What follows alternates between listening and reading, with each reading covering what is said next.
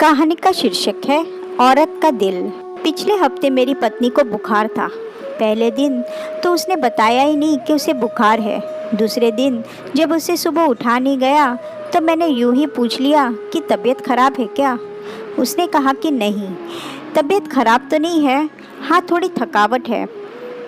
मैं चुपचाप अखबार पढ़ने में मशगूल हो गया। ज़रा देर से उस दिन वो जगी और फटाफट उसने मेरे लिए चाय बनाई, बिस्किट दिए और मैं अखबार पढ़ते पढ़ते चाय पीता रहा। मुझे पता लग चुका था कि उसे थोड़ा बुखार है और ये बात मैंने उसे छूकर समझ भी ली थी। खैर, मैं यही सोचता रहा कि मामूली बुखार है, शाम तक ठीक हो जाएगा। उसने थोड़े बुखार में ही मेरे लिए नाश्ता तैयार किया। नाश्ता करते हुए मैंने उसे बताया कि आज खाना बाहर है, इसलिए तुम खाना मत बनाना। उसने धीरे से कहा कि अरे ऐसी कोई बात नहीं, खाना तो बना दूंगी। लेकिन मैंने कहा कि नहीं नहीं, दफ्तर की कोई मीटिंग है, उसके बाद खाना बाहर ही है।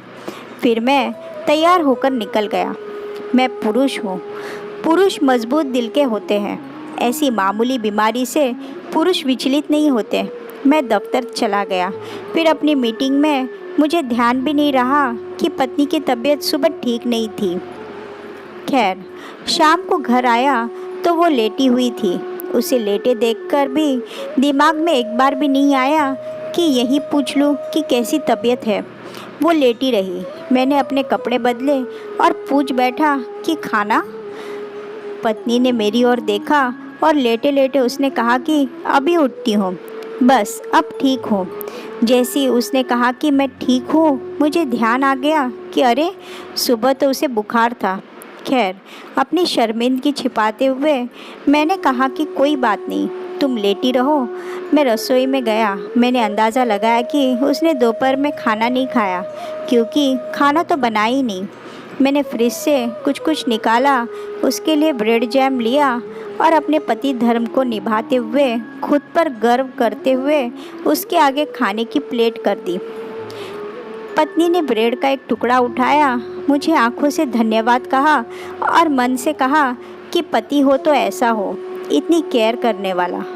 मैंने एक दो बार यूं ही पूछ लिया कि तुम कैसी हो, कोई दवाई दूँ क्या, और अपने कंप्यूटर आदि को देखता हुआ सो गया। पत्नी अगली सुबह जल्दी उठ गई। मुझे लगा कि वो ठीक हो गई है और मैंने फिर उसके बुखार पर चर्चा नहीं की। मैंने मान लिया कि वो ठीक हो गई है। कल मुझे सर्दी हो गई थी, 2-3 बार छींक आ गई थी। घर गया तो पत्नी ने कहा कि तुम्हारी तो तबीयत ठीक नहीं है। उसने सिर पर हाथ रखा और कहा कि बुखार तो नहीं है, लेकिन गला खराब लग रहा है। ऐसा करो, तुम लेट जाओ, मैं सरसों का तेल गरम करके छाती में लगा देती हूँ। मैंने 1-2 बार कहा कि नहीं नहीं, ऐसी कोई बात नहीं, लेकिन पत्नी ने मुझे कमरे में भेज ही दिया। मैं बिस्तर पर लेटाई था कि मेरे लिए शानदार काढ़ा बनकर आ गया। अब मेरा गला खराब था तो काढ़ा बनना ही था। काढ़ा पीकर लेट गया। फिर 10 मिनट में गर्मा गर्म सूप सामने आ गया। उसने कहा कि गर्म सूप से गले को पूरी राहत मिलेगी। सूप पिया तो वो मेरे पास आ गई और मेरे सिर को सहलाने लगी। कहने लगी कि इतनी तबीयत खराब है, इतना काम क्यों करते हो। बचपन में जब कभी मुझे बुखार होता था, माँ सारी रात मेरे सिरहाने बैठी रहती। मैं सोता था, वो जागती थी। आज मैं लेटा हुआ था, मेरी पत्नी मेरा सिर सहला रही थी। मैं धीरे धीरे सो गया। जागा तो वो गले पर विक्स लगा रही थी। मेरी आँख खुली तो उसने पूछा, कुछ आराम मिल रहा है। मैंने हाँ में सिर हिलाया तो उसने पूछा कि खाना खाओगे।